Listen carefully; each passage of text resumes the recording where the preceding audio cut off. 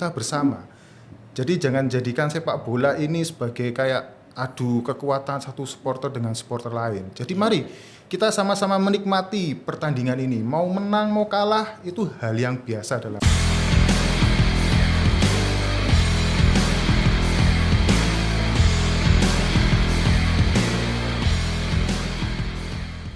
Assalamualaikum sahabat Memorandum TV, kita ketemu lagi dengan podcast Memorandum TV. Kali ini kita kedatangan tamu yang istimewa. Nah, tamu spesial kita hari ini adalah Mas Satria Ardi Respati Wicaksana SHMH. Betul. Beliau ini dari kantor hukum Johannes Dipa Wijaya and Partner.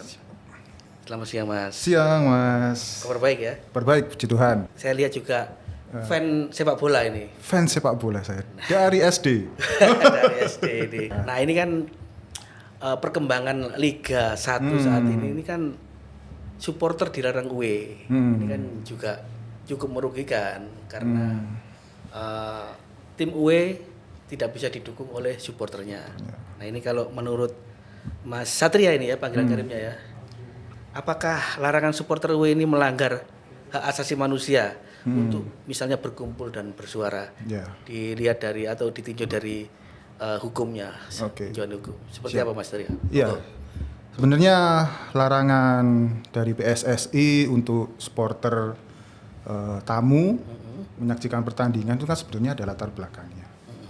Latar belakangnya tentu saja yang masih kita ingat kejadian 2 tahun yang lalu di Kanjuruhan.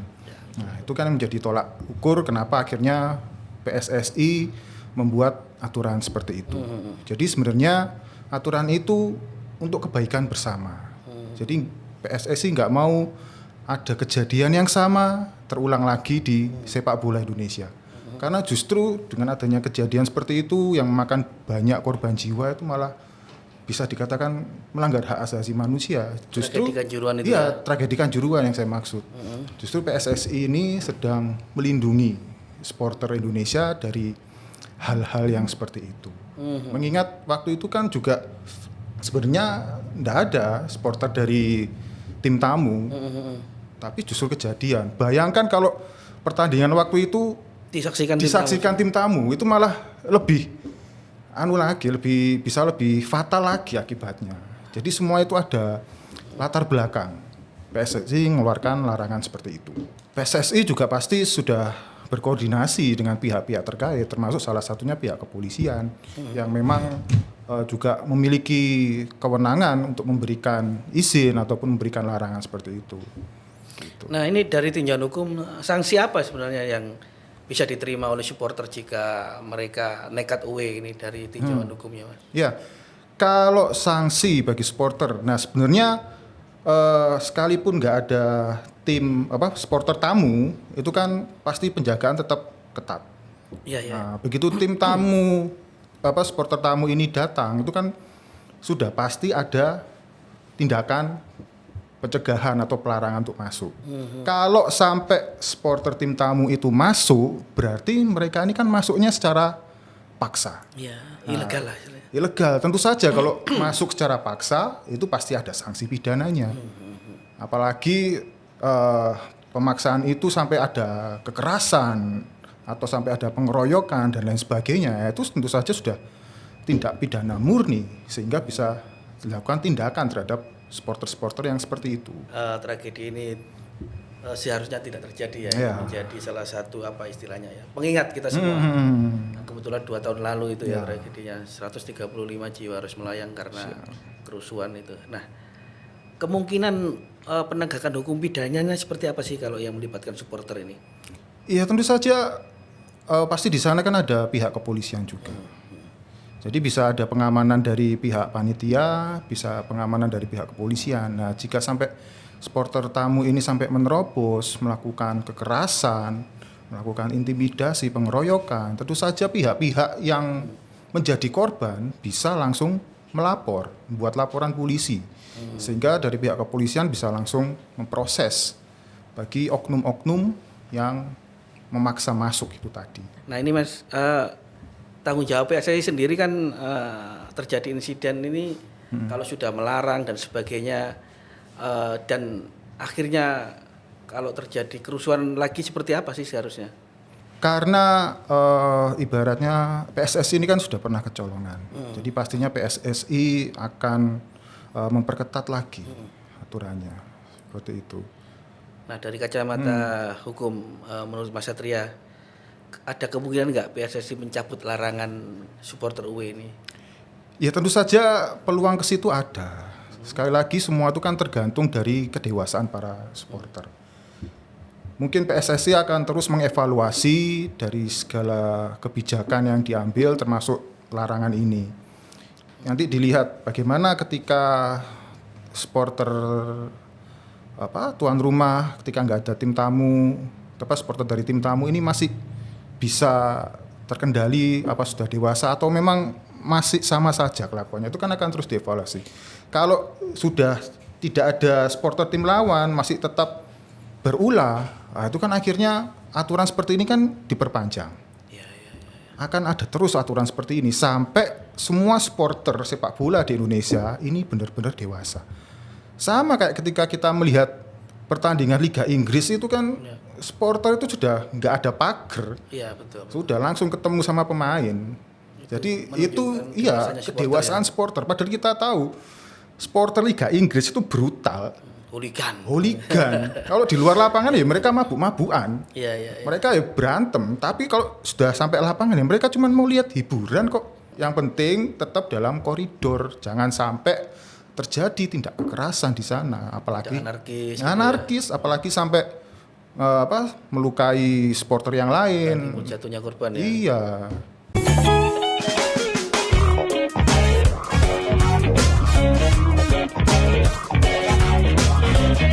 Nah ini tadi Mas Satria sudah menjelaskan panjang lebar terkait bagaimana seharusnya supporter. Nah ini ada pertanyaan lagi, mungkin dari supporter ini. Nah ketika itu dilarang, apakah itu tidak mengganggu privasi mereka sebagai supporter?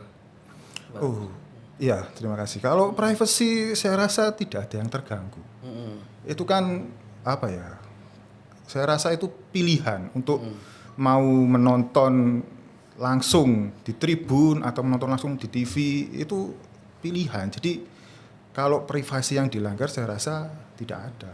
Pada saat ini saya rasa tadi kita sudah sama-sama belajar, baik PSSI maupun aparat keamanan ini sudah saling mengevaluasi diri.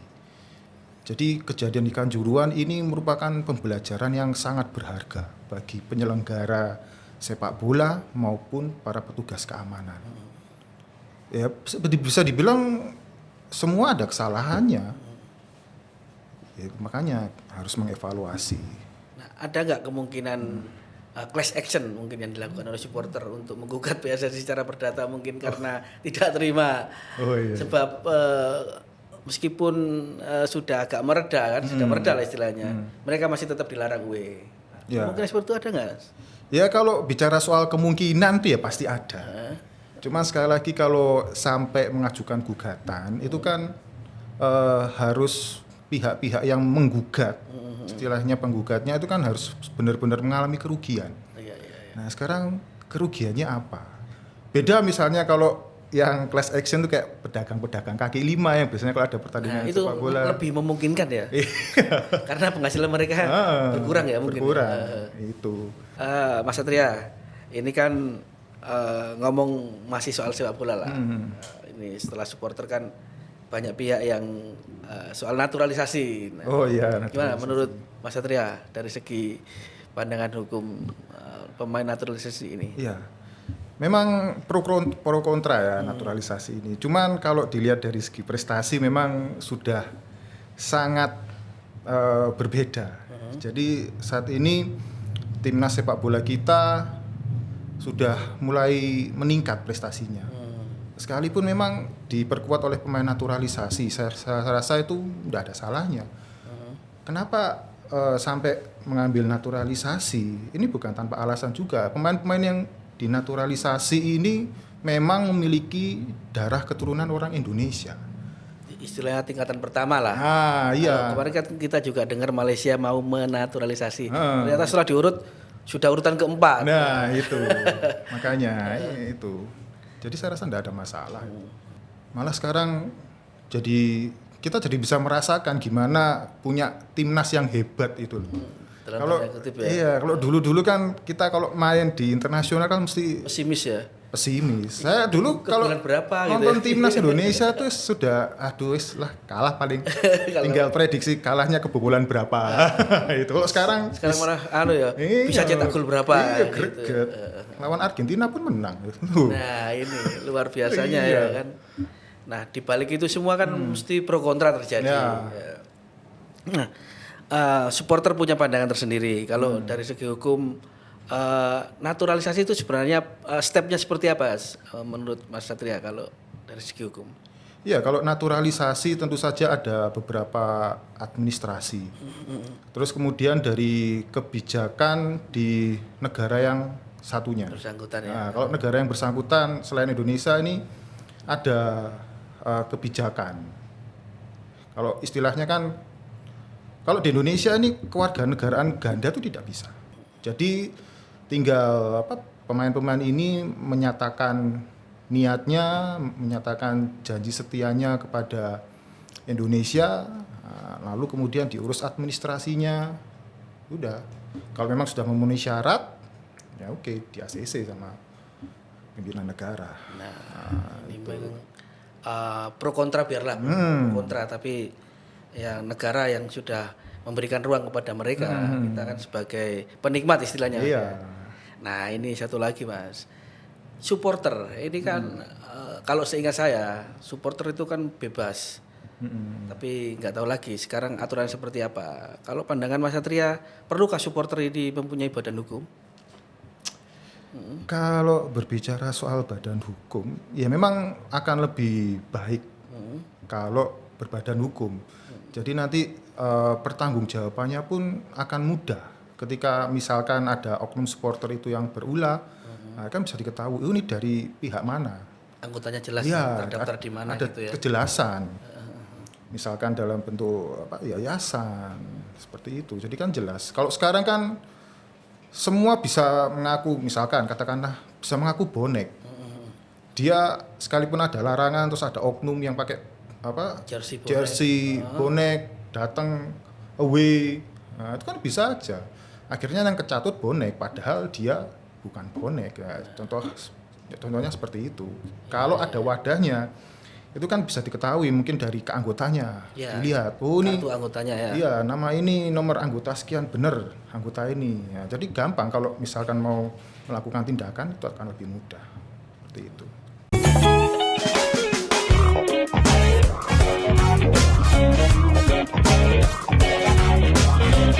Masih bersama Satria Ardi Respati Wicaksana SHMH dari kantor hukum Yohanes Dipa Wijaya dan partner. Nah, tadi Mas Satria sudah panjang lebar menjelaskan bagaimana supporter itu seharusnya seperti apa. Tadi juga dibahas tentang pemain naturalisasi. Nah, mungkin di bagian atau di segmen akhir ini kita bahas soal prosedur keamanan, Mas.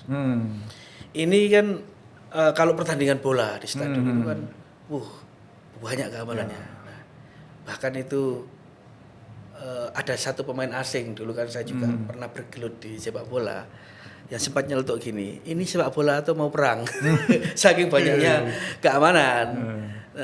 Saya juga compare atau bandingkan dengan negara tetangga kayak Malaysia dan Singapura. Memang minim sekali petugas kepolisiannya atau petugas keamanannya. Dari pandangan hukum, menurut Mas Satria seperti apa sih? Iya, ya memang sepak bola Indonesia ini unik. Uniknya karena ini adalah olahraga favorit nomor 1 di Indonesia. Bukannya Indonesia ya, dunia aja juga Dunia, ya. tapi Tapi Indonesia lebih wah gitu. lebih wah dan supporternya itu fanatik. Nah, itu yang membedakan. Nah, akhirnya sifat fanatik ini yang diwaspadai oleh teman-teman dari aparat kepolisian. Ya. Sehingga kenapa kok aparat ini perlu menurunkan personil yang segitu banyaknya. Berbeda dengan luar negeri. Kalau luar negeri mungkin hanya steward di lapangan, Betul. itu cukup. Cuman lihat ke arah tribun sudah cukup. Tapi kalau di Indonesia cuman ada kayak gitu, ya mungkin stewardnya ini akan dilempari. Makanya di Indonesia personil keamanannya itu banyak, Lebih banyak. dari di luar negeri seperti itu. Nah, Kepolisian itu pasti nantinya sebelum ada pertandingan sepak bola ada pemberitahuan dari panitia bahwa tanggal sekian, jam sekian akan dilaksanakan pertandingan. Nah, dengan adanya pemberitahuan seperti itu, pihak kepolisian ini akan melakukan analisa potensi gangguan. Iya, jadi akan melakukan analisa. Kalau pertandingan sepak bola, polisi pasti akan melihat ini tim mana yang bertanding. Misalnya Persebaya Misalnya, lawan Arema, kalau Persebaya, boleh supporter datang. Persebaya lawan Arema, polisi pasti big match menganalisis. Oh, ini sejarahnya panjang, ini rivalitas dua tim ini. Nah, terus dilihat lagi fanatisme penontonnya seperti apa. Loh, ternyata dua-duanya ini sama-sama fanatiknya. Bahkan supporter ini rela meninggalkan pekerjaan, meninggalkan keluarga hanya untuk Nonton ini ya. nonton ini. Nah, itu juga jadi atensi dari aparat kepolisian. Setelah itu aparat kepolisian juga akan menganalisa kira-kira jumlah supporter ini berapa.